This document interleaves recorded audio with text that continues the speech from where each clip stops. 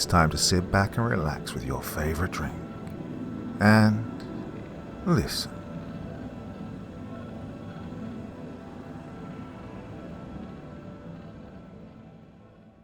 When the moon turned green. It was nearly midnight when Bruce Dixon finished his work and wearily rose from before the workbench of his lonely mountain laboratory, located in an abandoned mine working in southern Arizona. He looked like some weirdly garbed monk of the Middle Ages as he stretched his tall, lithe figure. His head was completely swathed in a hood of lead cloth, broken only by twin eyeholes of green glass. The hood merged into a long-sleeved tunic of the same fabric, while lead-cloth gauntlets covered his hands. The lead-cloth costume was demanded by Dixon's work with radium compounds. The result of that work lay before him on the bench, a tiny lead capsule containing a pinhead lump of a substance which Dixon believed would utterly dwarf Earth's most powerful explosives in its cataclysmic power. So engrossed had Dixon been in the final stages of his work that for the last 72 hours he'd literally lived there in his laboratory. It remained now only for him to step outside and test the effect of the little contact grenade, and at the same time get a badly needed taste of fresh air. He set the safety catch on the little bomb and slipped it into his pocket. As he started for the door, he threw back his hood, revealing the ruggedly good-looking face of a young man in his early 30s, with the lines of weariness now etched deeply into the clean-cut features. The moment that Dixon entered the short winding tunnel that led to the outer air, he was vaguely aware that something was wrong. There was a strange and intangibly sinister quality in the moonlight that streamed dimly into the winding passage. Even the cool night air itself seemed charged with a subtle aura of brooding evil. Dixon reached the entrance and stepped out into the full radiance of the moonlight.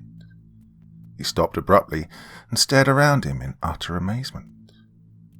High in the eastern sky, there rode the disk of a full moon, but it was a moon weirdly different from any that Dixon had ever seen before. This moon was a deep and baleful green, was glowing with a stark malignant fire like that which lurks in the blazing heart of a giant emerald. Bathed in the glow of the intense green rays, the desolate mountain landscape shone with a new and eerie beauty. Dixon took a dazed step forward. His foot thudded softly into a small feathered body there in the sparse grass, and he stooped to pick it up. It was a crested quail, with every muscle as stonily rigid as though the bird had been dead for hours. Yet Dixon, to his surprise, felt the slow, faint beat of a pulse still in this tiny body. Then a dim group of unfamiliar objects down in the shadows of a small gully in front of him caught Dixon's eye. Tucking the body of the quail inside his tunic for later examination, he hurried down into the gully. A moment later, he was standing by what had been the night camp of a prospector. Well, the prospector was still there, his rigid figure wrapped in a blanket, and his wide-open eyes staring sightlessly at the malignant green moon in the sky above. Dixon knelt to examine the stricken man's body. It showed the same mysterious condition as that of the quail, rigidly stiff in every muscle, yet with a slow pulse and respiration of life still faintly present.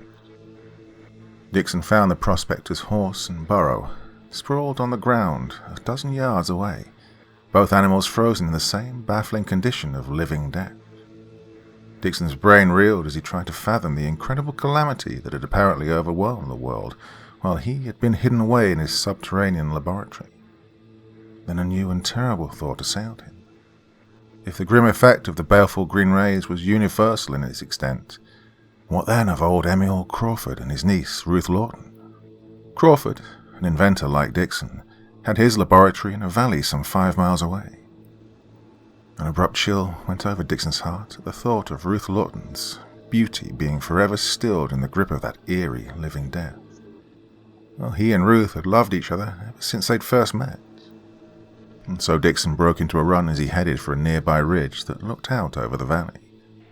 His pulse hammered with unusual violence as he scrambled up the steep incline, and his muscles seemed to be tiring with strange rapidity. He had a vague feeling that the rays of that malignant green moon were beating directly into his brain, clouding his thoughts and draining his physical strength. Gaining the crest of the ridge, he stopped aghast as he looked down the valley toward Emil Crawford's place. Near the site of Crawford's laboratory home was an unearthly pyrotechnic display such as Dixon had never seen before. An area several hundred yards in diameter seemed one vivid welter of pulsing colours, with flashing lances of every hue crisscrossing in and through a great central cloud of ever-changing opalescence, like a fiery aurora borealis gone mad. Dixon fought back the ever-increasing lethargy that was benumbing his brain, and groped dazedly for a key to his new riddle. Was it some weird and colossal experiment of Emil Crawford's that was causing the green rays of death from a transformed moon, an experiment the earthly base of which was amid the seething play of blazing colours down there in the valley? The theory seemed hardly a plausible one. As far as Dixon knew, Crawford's work had been confined almost entirely to a form of radio-propelled projectile for use in wartime against marauding planes. And Dixon shook his head forcibly in a vain effort to clear the stupor that was sweeping over him. It was strange how the vivid rays of that malevolent green moon seemed to sear insidiously into one's brain, stifling thought as a swamp fog stifles the sunlight. Then Dixon suddenly froze in stark immobility, staring with startled eyes at the base of a rocky crag 30 yards away. Something was lurking there in the green-black shadows, a great sprawling black shape of abysmal horror, with a single flaming opalescent eye fixed unwinkingly upon Dixon. The next moment the vivid moon was suddenly obscured by drifting wisps of cloud. As the green light blurred to an emerald haze, the creature under the crag came slithering out toward Dixon. He had a vague glimpse of a monster such as one should see only in nightmares, a huge, loathsome spider form with a bloated body as long as that of a man, and great sprawling legs that sent it half a dozen yards nearer Dixon in one effortless leap. The onslaught proved too much for Dixon's morale, half dazed as he was by the green moon's paralyzing rays. With a low, inarticulate cry of terror, he turned and ran, straining every muscle in a futile effort to distance the frightful thing that inexorably kept pace in the shadowy emerald gloom behind him. Dixon's strength faded rapidly after his first wild sprint. 50 yards more and his faltering muscles failed him utterly. The dread rays of that grim green moon sapped his last faint powers of resistance. He staggered on for a few more painful steps, then sprawled helplessly to the ground. His brain hovered momentarily upon the verge of complete unconsciousness. Then he was suddenly aware of a fluttering struggle inside his tunic where he'd placed the body of the quail. A moment later, and the bird wriggled free.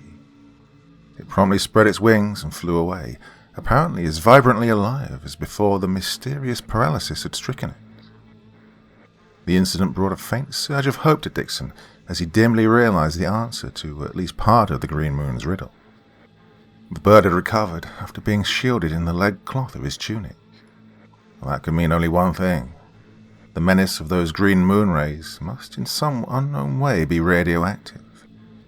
If Dixon could only get the lead cloth hood over his own head again, he also might cheat the green doom.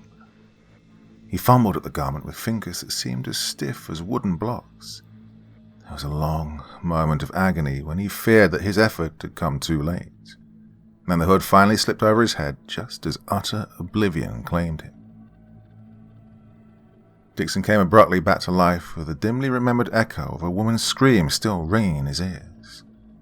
For a moment he thought that he was awakening on his cot back in the laboratory after an unusually vivid and weird nightmare. Then the garish green moonlight around him brought swift realization that the incredible happenings of the night were a grim reality. The clouds were gone from the moon, leaving his surroundings again clearly outlined in the flood of green light. Dixon lifted his head and cautiously searched the scene, but he could see no trace of the great spider form that had pursued him. Wondering curiously why the creature had abandoned the chase at the moment when victory was within its grasp, Dixon rose lithely to his feet.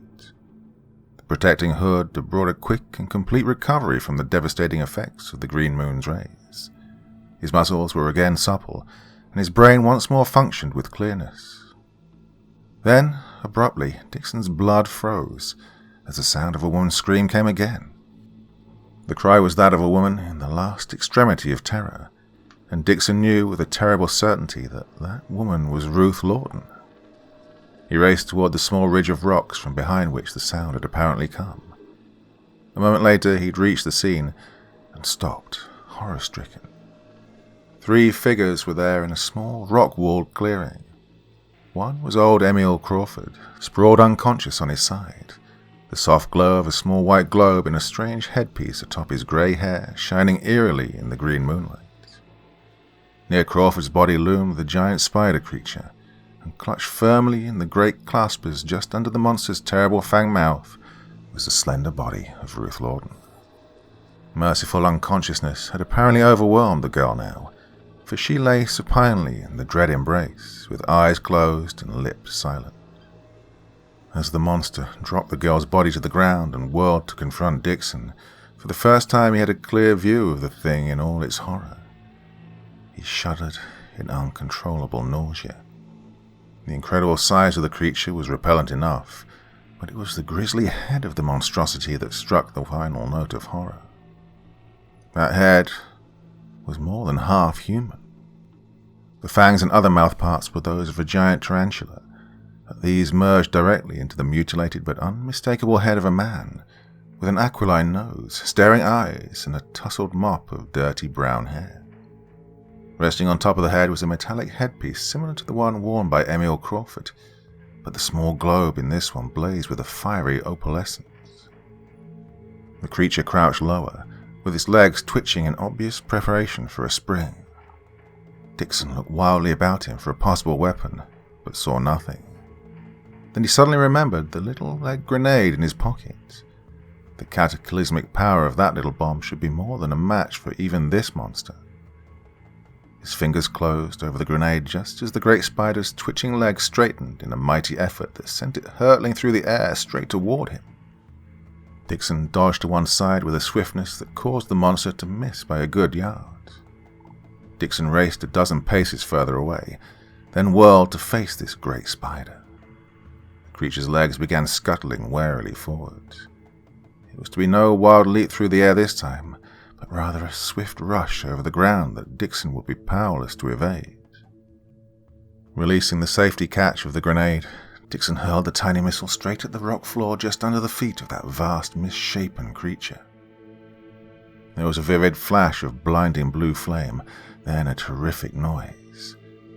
Dazed by the concussion but unhurt, Dixon cautiously went over to investigate the result of the explosion. One brief glance was enough.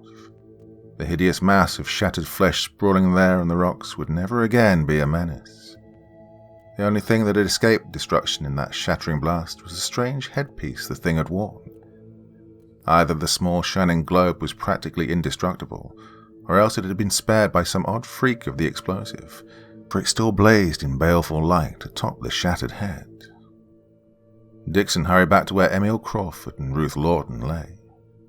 The girl's body was so rigidly inert that Dixon threw back his encumbering hood and knelt over her for a swift examination. His fears were quickly realized. Ruth was already a victim of the Green Moon's dread paralysis. "Dixon! Bruce Dixon!" Dixon turned at the call. Emil Crawford, his face drawn with pain, had struggled up on one elbow. The old man was obviously fighting off complete collapse by sheer willpower. "Dixon, replace Ruth's shining headpiece at once," Crawford gasped. "That'll make her immune from the Green Death. And then we can—" The old man's voice swiftly faded away into silence as he again fainted. Dixon hurriedly searched the scene and found Ruth's headpiece on the ground where it had apparently fallen in her first struggle with the giant spider, but the tiny white globe in the device was shattered and dark. Despair gripped Dixon for a moment.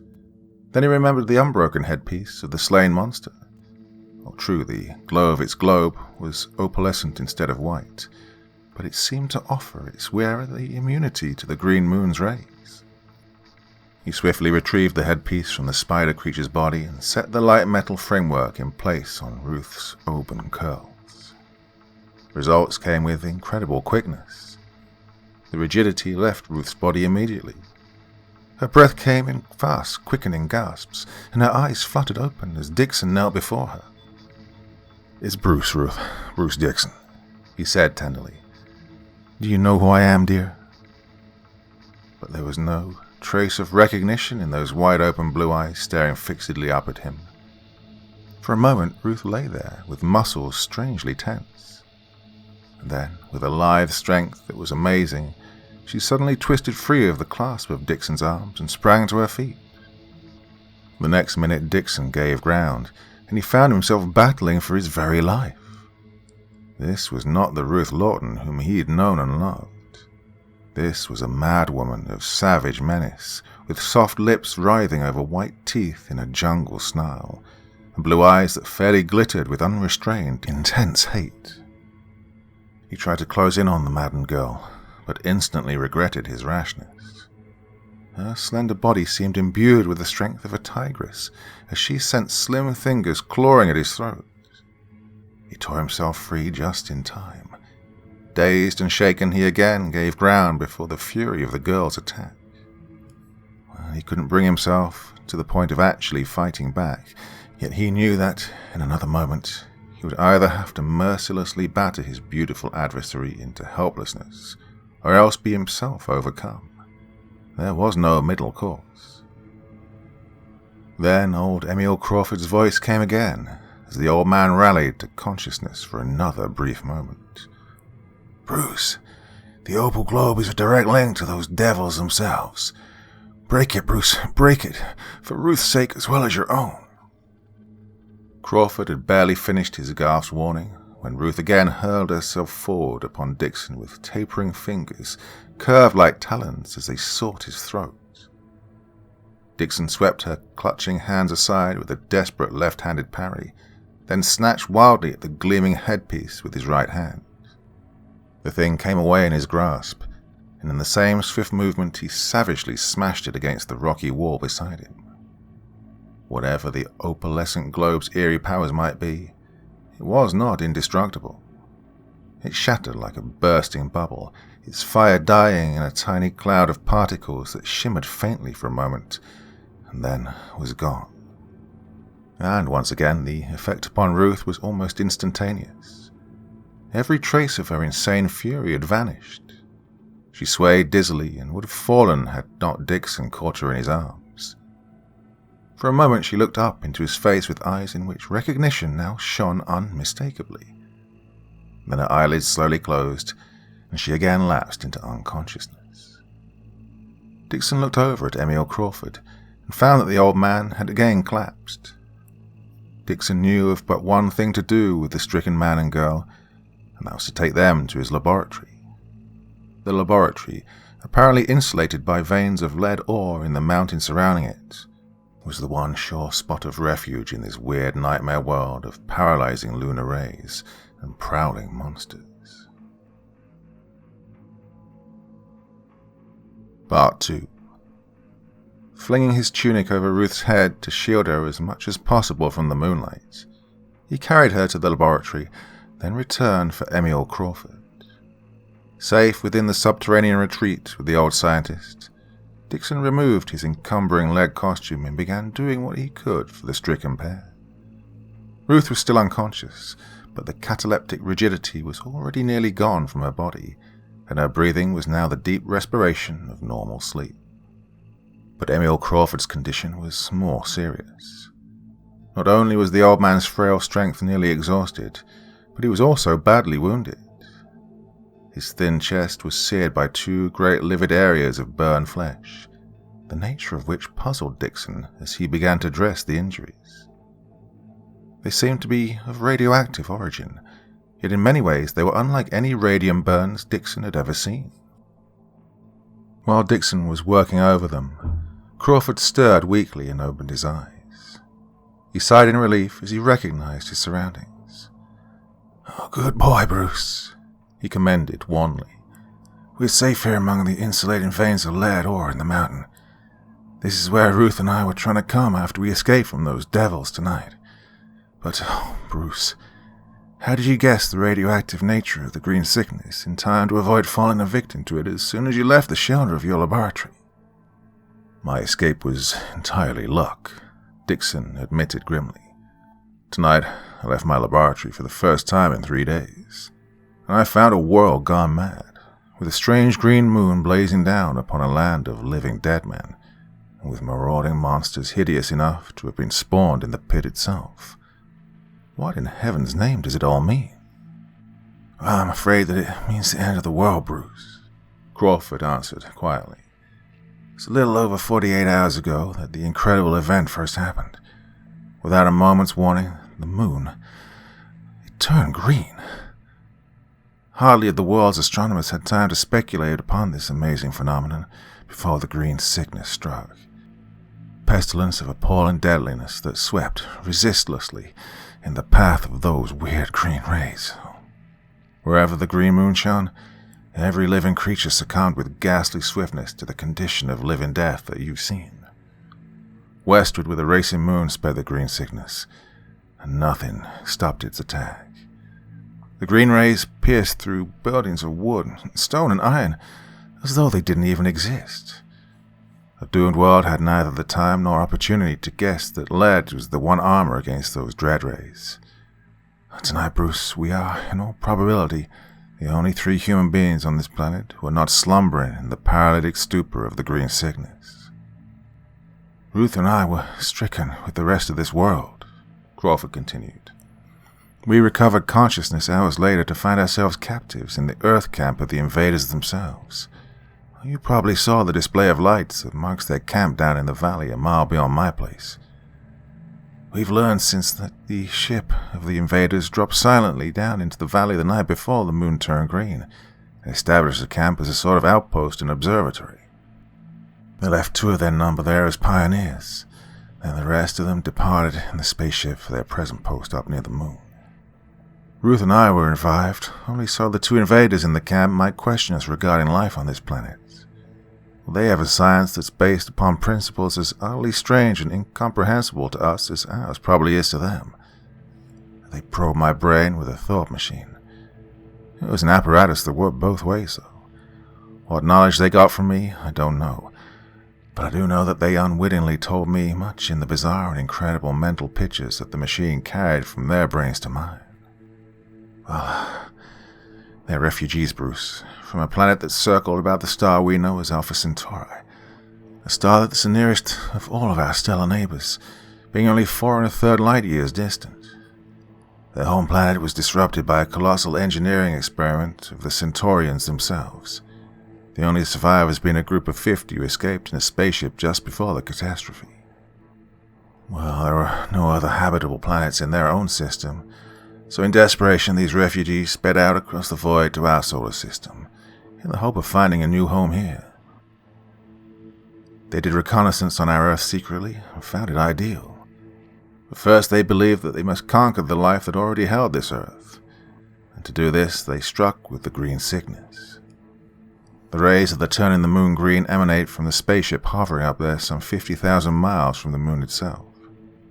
The Centaurians' rays, blending with the sunlight striking the disk of the full moon, are intensified in some unknown way, then reflected across 250,000 miles to the Earth to flood this planet with virulent radiance. The green moonlight is radioactive in nature and overcomes animal life within a matter of 15 minutes or less. The rays are the most powerful when the moon is in the sky, but their effect continues even after it is set because, well, as long as the green moonlight strikes any part of the Earth's atmosphere, the entire atmospheric envelope of the planet remains charged with the paralyzing radioactive influence. Well, Earth's inhabitants are not dead. They're merely stupefied. If the green rays were to cease now, most of the victims of the green sickness would quickly recover with little permanent injury. But Bruce, if that evil green moon blazes on for 24 hours more, the brain powers of Earth's millions will be forever shattered. So weakened will they be by then that recovery will be impossible, even with the rays shut off. And the entire planet will be populated by only mindless imbeciles, readily available material for the myriads of monstrous hybrids that the invaders will create to serve them. Well, tonight, you saw the hybrid that the invaders sent to recapture Ruth and me. It was a fit specimen of the grisly magic which those devils from outer space work with their uncanny surgery and their growth-stimulating radioactive rays. The basic element of that monster was an ordinary tarantula spider, with its growth incredibly increased in a few short hours of intensive ray treatment in the Centaurians' camp. The half-head grafted to it was that of a human being. They always graft the brain cavity of a mammal to a hybrid. Half-heads of burros, horses, or even dogs, but preferably those of human beings. I think that they prefer to use as great a brain power as possible. All the hybrids are controlled through the small, opalescent globes on their heads, globes that are in direct tune with a huge master globe of green fire in the invaders' camp. When Ruth attacked you after you placed the opal headpiece upon her head, she was, for the moment, merely another of the invaders' servants blindly obeying the broadcast command to kill.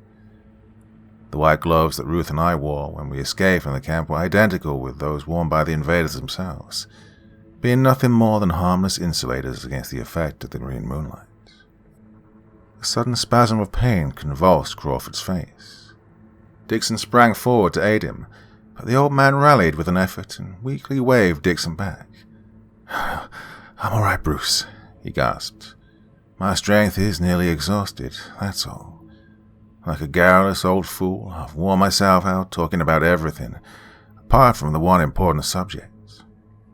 Bruce, have you developed that new and infinitely powerful explosive you were working on?" "Yes," Dixon answered grimly. "I have an explosive right here in the laboratory that can easily blow the Centaurians' camp completely off the map." And Crawford shook his head impatiently. "Destroying the camp would do no good.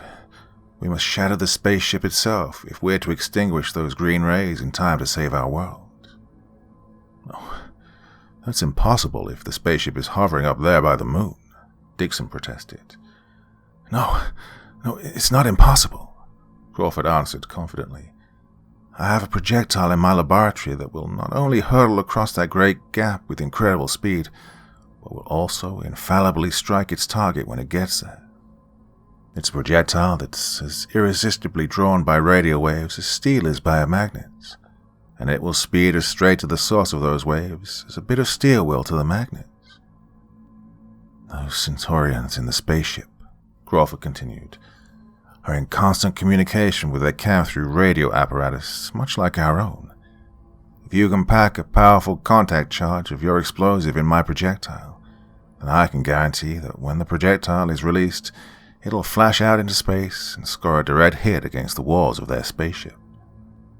"Well, I can pack the explosive in the projectile, all right," Dixon answered grimly. "We'll need only a lump the size of an egg, and a small container of the heavy gas that activates it.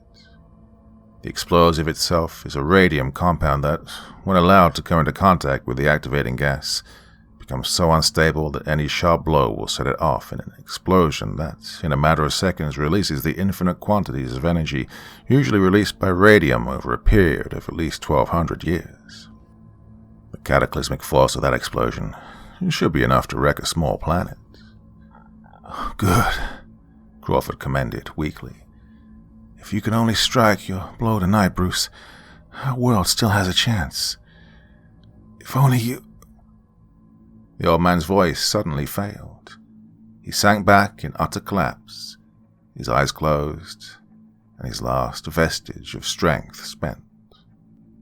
Knowing that the old man would probably remain in his sleep of complete exhaustion for hours, Dixon turned his attention to Ruth. To his surprise, he found her sitting up, apparently completely recovered. "I'm quite all right again," she said reassuringly. "I've been listening to what Uncle told you. Now you go ahead and prepare your explosive, Bruce. I'll do what I can for Uncle while you're working."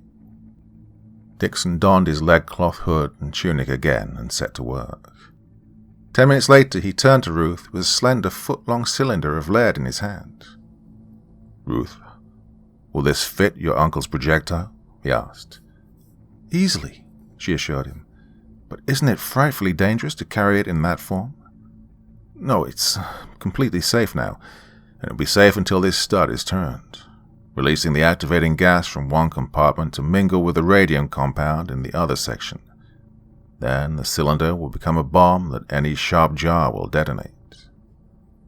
"All right, let's go then," Ruth answered. "Have you any more of those leg clothes I can wear? I could wear the globe headpiece that Uncle wore, but it would loom up in the dark like a searchlight." Dixon didn't protest Ruth's going with him.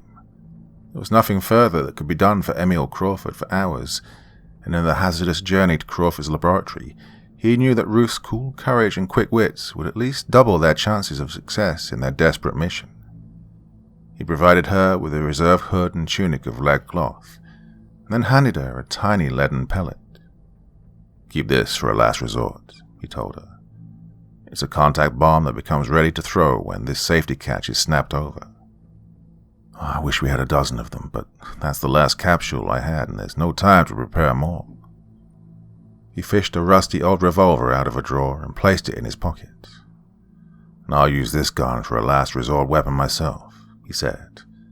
"The action only works about half the time, but it's the only firearm I have in the place." The green moon was still high in the sky as Ruth and Dixon emerged from the tunnel, but it was already beginning to drop gradually down toward the west. Dixon wheeled his disreputable flivver out of his nearby shed. With engine silent, they started coasting down the rough, winding road into the valley. For nearly 2 miles they wound down the long grade. Then, just as they reached the valley floor, they saw, far up among the rocks to the left of the road, the thing that they'd been dreading. The bobbing, green globe that marked the presence of one of the Centaurian's hideous hybrids. The shimmering globe paused for a moment, then came racing down toward them. The need for secrecy was past. Dixon threw the car in gear and savagely pulled down the gas lever. With throttle wide open, they hurtled around the perilous curves of the narrow road, but always in the rocks beside and above them they heard the scuttling progress of some huge, many-legged creature that constantly kept pace with them. They had occasional glimpses of the thing. Its pale, jointed body was some 20 feet in length, and had apparently been developed from that of a centipede, with scores of racing legs that carried it with startling speed over the rocky terrain. The flivver raced madly on toward the blaze of kaleidoscopic colors that marked the Centaurian's camp. Crawford's home loomed up now barely 100 yards ahead. As though sensing that its quarry was about to escape, the hybrid flashed a burst of speed that sent it on by the car for a full 50 yards, and then down into the road directly in front, where it whirled to confront them. Dixon knew that he could never stop the car in the short gap separating them from that huge upreared figure, and to attempt swerving from the road upon either side was certain disaster. He took the only remaining chance. With throttle wide open, he sent the little car hurtling straight for the giant centipede. He threw his body in front of Ruth to shield her as much as possible, just as they smashed squarely into this hybrid. The impact was too much for even that monstrous figure. It was hurled bodily from the road to crash upon the jagged rocks at the bottom of a 30-foot gully. And there it sprawled in a broken mass, too hopelessly shattered to ever rise again. The flivver skidded momentarily, then crumpled to a full stop against the rocks at the side of the road. Dixon and Ruth scrambled from the wreckage and raced for Crawford's home, scarcely 50 yards ahead. They entered the laboratory and Ruth went directly over to where the radio projectile rested in a wall rack. Dixon took the gleaming cylinder down to examine it. Tapering to a rounded point at the front end, it was nearly a yard long and about 5 inches in diameter. "The mechanism inside the projectile's turned off now, of course," Ruth said. "If it were turned on, the projectile would have been on its way to the spaceship long ago, for the radio waves are as strong here as at the Centaurian's camp." The woman pointed to a small metal stud in the nose of the projectile. "When that's snapped over, it makes the contact that sets the magnetizing mechanism into action," she explained. "Then the projectile will go hurtling directly for the source of any radio waves within range. I don't know the nature of its mechanism, Uncle merely told me that it's the application of an entirely new principle of electricity. Dixon laid the long projectile down on the workbench and began packing his lead cylinder of explosive inside it. He had to release the lead cylinder's safety catch before closing the projectile, which made his work a thrillingly precarious one, for any sharp blow now would detonate the unstable mixture of gas and radium compound in one cataclysmic explosion. He sighed in relief as he finally straightened up with the completed projectile held carefully in both hands. "All we have to do now, Ruth," he said, "is step out from under this roof and snap that energizing start. Then this little package of destruction will be on its way to our Centaurian friends up there by that pestilential green moon." Ruth stepped ahead to open the door for him. With the end of their task so near at hand, both forgot to be cautious.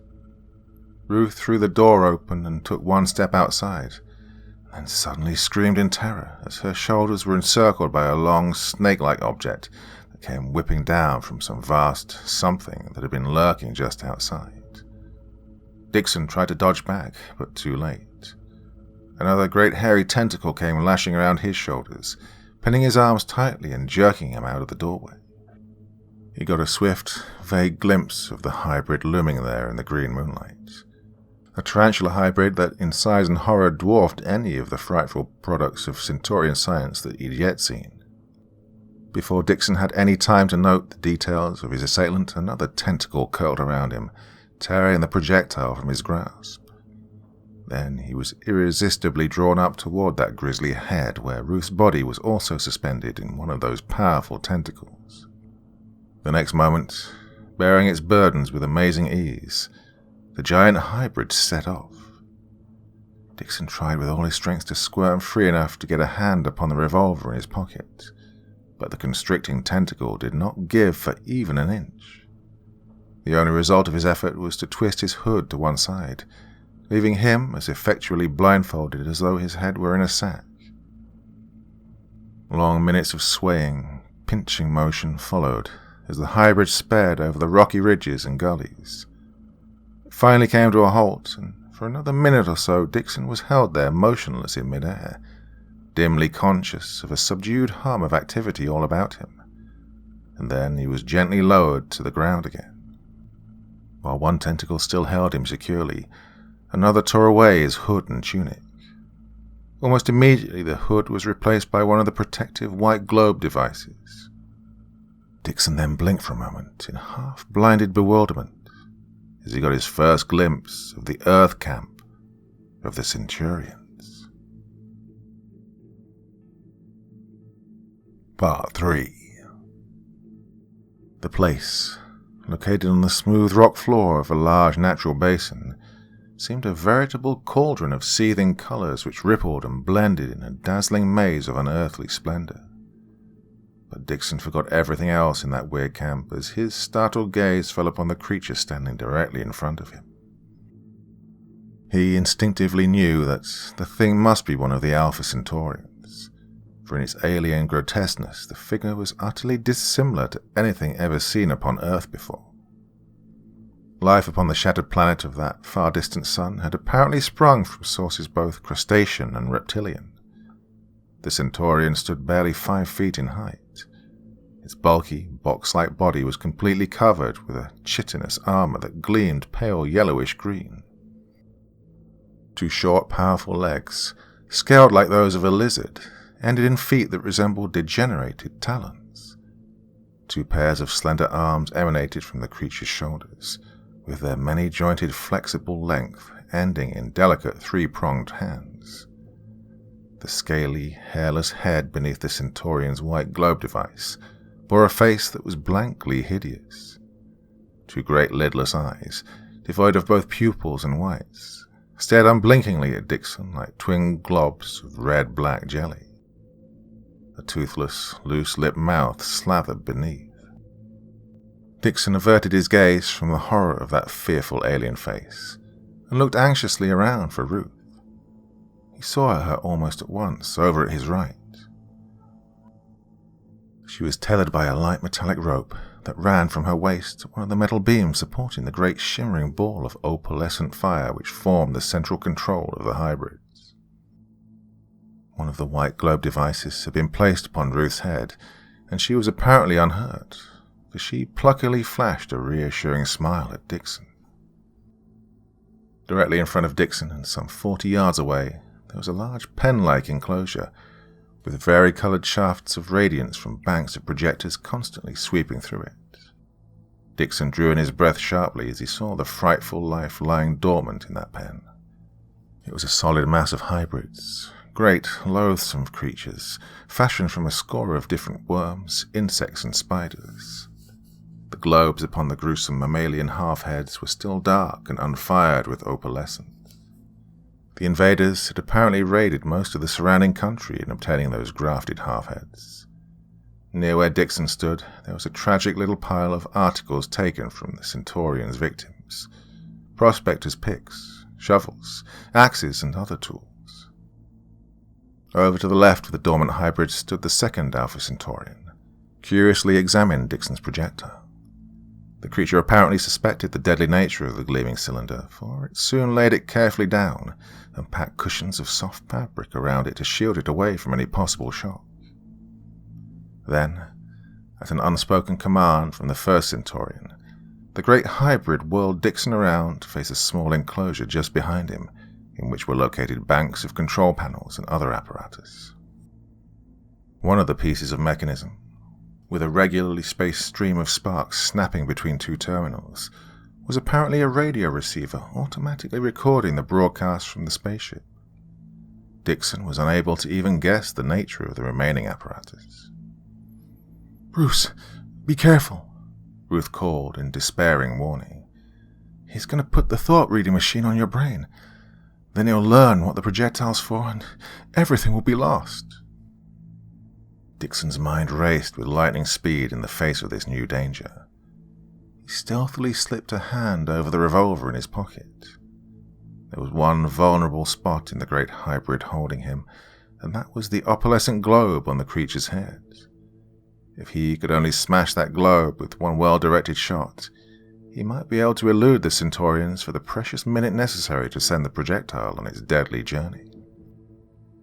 The hybrid began maneuvering Dixon toward the instrument enclosure. For a fleeting second, the grip of the tentacles upon his shoulders loosened slightly, and Dixon took instant advantage of it. Twisting himself free from the loosened tentacle in one mighty effort, he whirled and fired point-blank at the opalescent globe on the head looming above him. The bullet smashed accurately home, shattering the globe like a bursting bubble.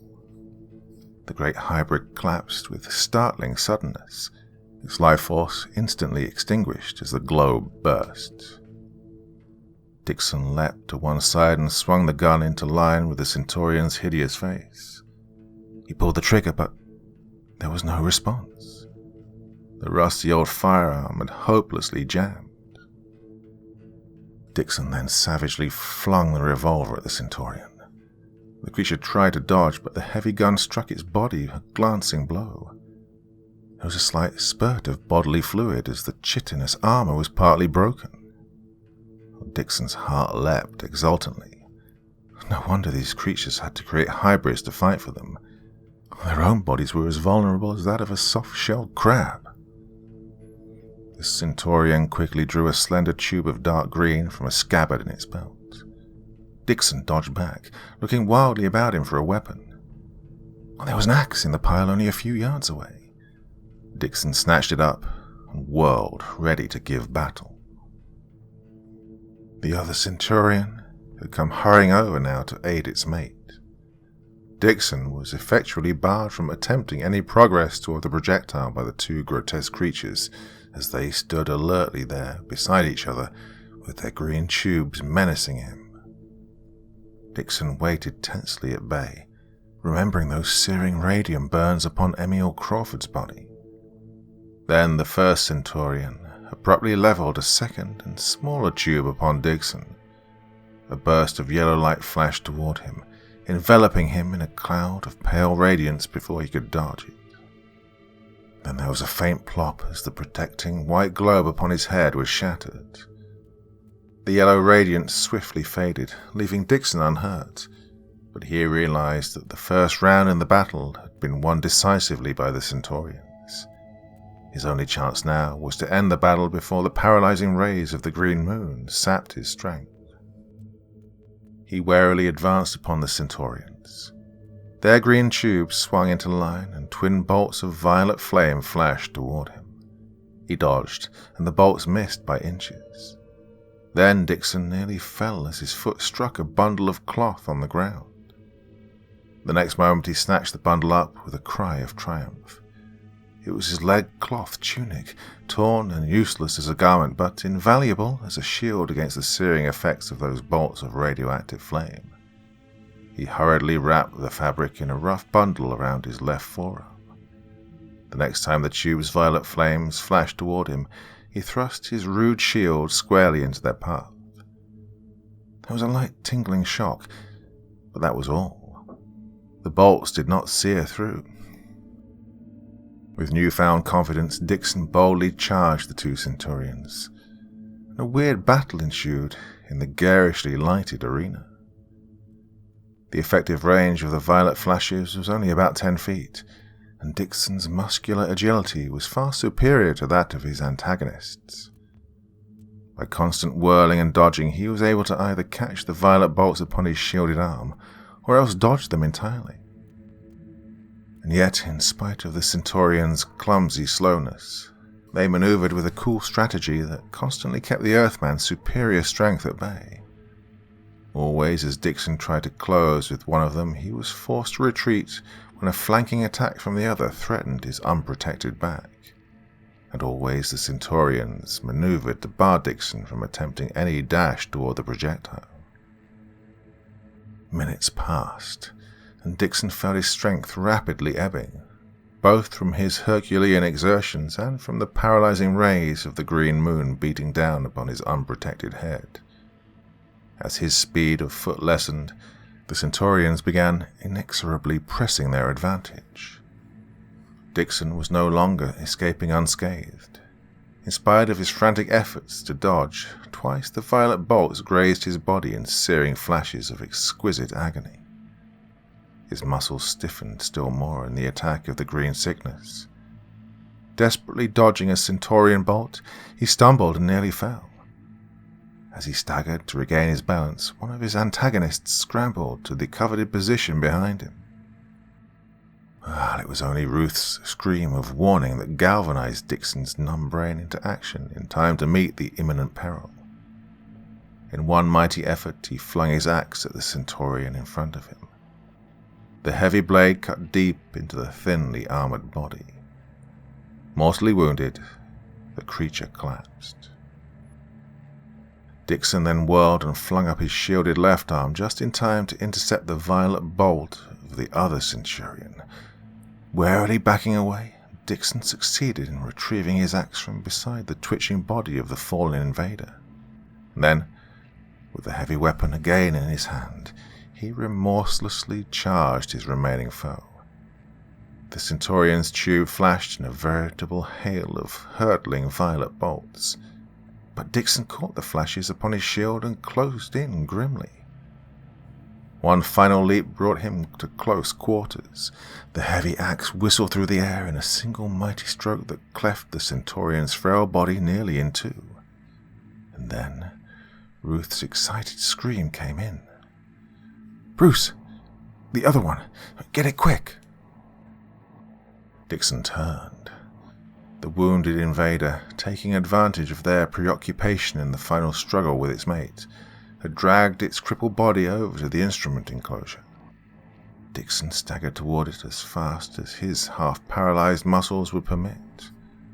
But he was just too late.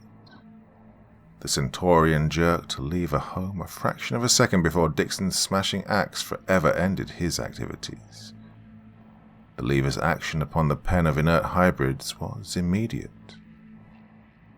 The sweeping lances of light vanished in a brief sheet of vivid flame, which kindled the dark globes of the hybrids' gruesome heads to steady opalescence, and the dreaded horde came to life. Sprawling from the pen, they came scuttling toward Dixon in a surging flood, a scene straight out of a nightmare. Dixon faced the oncoming horde in numb despair, knowing that his nearly paralyzed body had no chance in a fight. Then, just as the hybrids were nearly upon him, he heard Ruth's encouraging voice again. "There's still one chance left, Bruce," she cried, "and I'll take it." Dixon turned. Ruth had in her hand the tiny contact grenade he'd given her for a last emergency. She snapped the safety catch on the little bomb, then hurled it squarely at the giant opalescent globe looming close beside her. There was a terrific explosion, and the great globe shattered to atoms. Apparently stunned by the concussion, but otherwise unhurt, Ruth was flung clear of the wreckage. With the shattering of the central globe, the strange life force of the hybrid horde vanished instantly and completely. Midway in their rush, they sprawled inert and dead, with their outstretched legs so close to Dixon that he had to step over one or two to get clear. Dixon's brain reeled in the reaction of relief from the horde's hideous menace. Then he grimly fought to clear his fast-numbing senses long enough for one final task that he knew must still be done.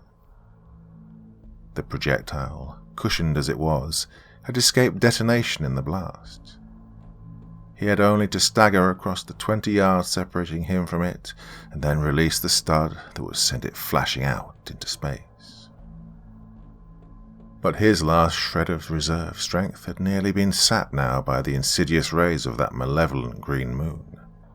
Even as he started toward the projectile, he staggered and fell. Unable to drag himself to his feet again, he began grimly crawling with arms and legs as stiff and dead as that of stone. Only 10 more yards to go now. Only 5. Grimly, doggedly, with senses reeling and muscles nearly dead, the last survivor of a dying planet fought desperately on under the malignant rays of the vivid green moon. One last sprawling, convulsive effort, and Dixon had the projectile in his hands. His stiff fingers fumbled agonizingly with the activating stud, and then abruptly the stud snapped home. With a crescendo whistle of sundered air, the projectile flashed upward into the western sky. Dixon collapsed upon his back, his dimming eyes fixed upon the grim green moon. Minutes that seemed like eternities dragged slowly by. Then his heart leapt in sudden hope. Had he really seen a glowing, small blue spark up there beside the green moon? The spark marking the mighty explosion of the radium bomb against the Centaurian spaceship? A fraction of a second later, and that doubt became glorious certainty. The vivid green of the moonlight had vanished. The silvery white sheen of a normal moon again shone serenely up there in the western sky. With the extinguishing of the dreaded green rays, new strength surged swiftly through Dixon's tired body. He arose and hurried over to where Ruth lay limp and still near the wreckage of the great globe. He worked over her for many anxious minutes before the normal flush of health returned to her white cheeks and her eyes slowly opened. And then he took Ruth into his arms, and for a long minute the two silently drank in the beauty of that radiant silver moon above them, while their hearts thrilled with the realization of the glorious miracle of awakening life that they knew must already be beginning to rejuvenate in a stricken world.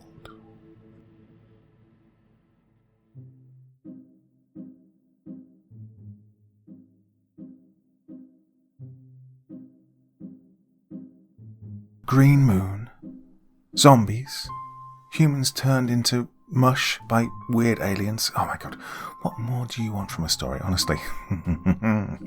That one was an absolute delight to read. Hope you enjoyed listening to it as much as I did narrating it for you all. Well, yeah, very weird one to begin the week. Now I've got something special lined up for Wednesday probably. Going to do a lot of recording tomorrow and it'll be ready for Wednesday evening, so I need you all to join me again then. So yeah, as those of you who tuned in last night will know, I got stung pretty badly by some nasty little beasts at the weekend. Still feeling the pain, but on the road to recovery, so all's good. Definitely will be back again with you on Wednesday, so no worries. Well, hope you like that one. Thoughts, feelings, anything else you want to say in the comment section below the video. And as ever, I will do my best to join in the conversation. Until then, till next time, very, very sweet dreams, and bye-bye.